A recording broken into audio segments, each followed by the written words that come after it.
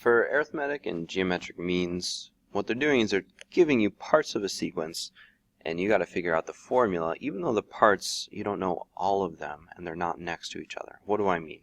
So, like for example, let's talk about an arithmetic. It's an arithmetic sequence. Alright, so we're going to have like a sub 6 and a sub 14.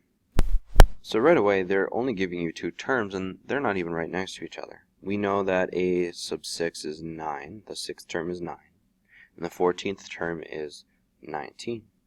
So they're going to say something like find a sub n, or they might say find the general term. Alright, so here's how I think about it.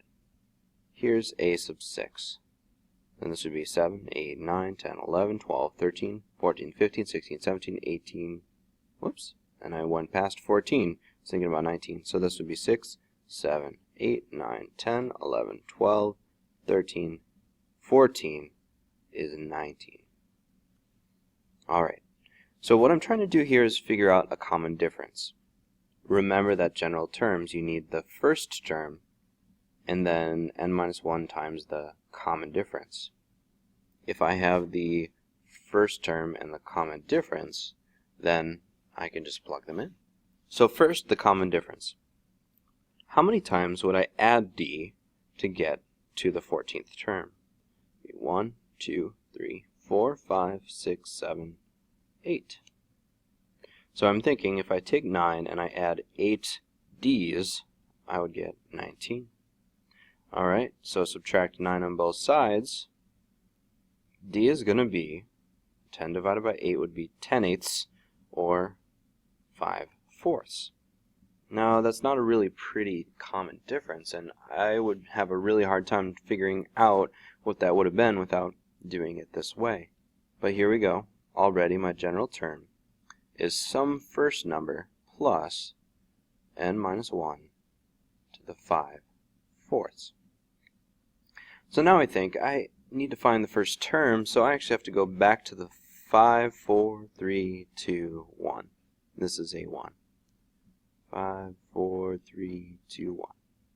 And then I think, well, I would subtract d 2 times, 3 times, 4 times, 5 times. So I'm creating another equation where I would take 9, I would subtract 5/4 5 times to get the last number. 1, 2, 3, 4, 5. Alright, so this would be 9 minus 25 fourths, which is 9 minus, this is going to be 6 and 1/4. Yes, and so that would be 2 and 3/4. So I could put 2 and 3/4 here, or if I turn it back into an improper fraction, 4 times 2 is 8, plus 3 is 11, 11/4. Now you'll probably get a lot nicer numbers, but if you need to, draw it out like this. You might get to a point where you don't have to draw all these spots, you can just reason it out. But I find myself, even after years of math, I find myself still drawing a picture.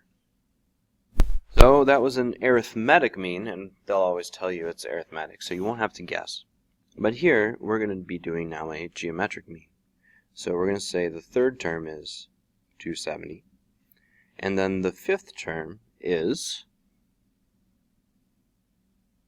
a disgusting number.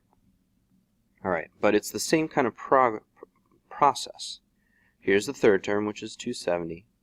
The fourth term, which I don't know. The fifth term is this thing. And again, I'm thinking, how do I get from there to there? Well, I would have multiplied by a common ratio, multiplied by a common ratio. So it's like I would take 270, I would times by r twice, but times r is actually r squared, and that should be 1215 over 2. Alright, so this is going to be r squared equals, and I have 1217 all over, and now I'm dividing 270 over, so this is 540. And at this point you could probably just put it in your calculator, because we're going to square root this guy, square root both sides to just get r. But I know actually this reduces down. If you do the work to reduce this down, you get 9/4. So what is the square root of 9/4? That is 3/2. Alright, so our general term is going to be an equals the first term times 3/2 to the n minus 1. Here's the issue again.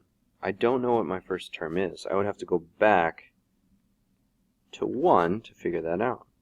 So 270, instead of multiplying by 3/2, I go back and I divide by 3/2.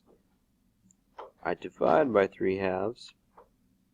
And if you divide by 3/2 twice, that's kind of like, that is like multiplying by 2/3 twice, multiplying by the reciprocal. I get an answer of 120. Because I took this and basically multiplied by 2/3 twice. That's my first term, 120. So this is my general term. There's just one tricky side note here. You notice that I can multiply by r twice here, and there's a squared. When I set this up, there's actually two possible answers here. I could have had another answer of a common ratio as -3/2. Just be aware that some textbooks are finicky about this. That really could have been -3/2, because if I multiply by -3/2 and -3/2, it's going to be positive still, and 12/15/2. So just be aware that sometimes the book will include the negative common ratios, but in our class we don't have to worry about that.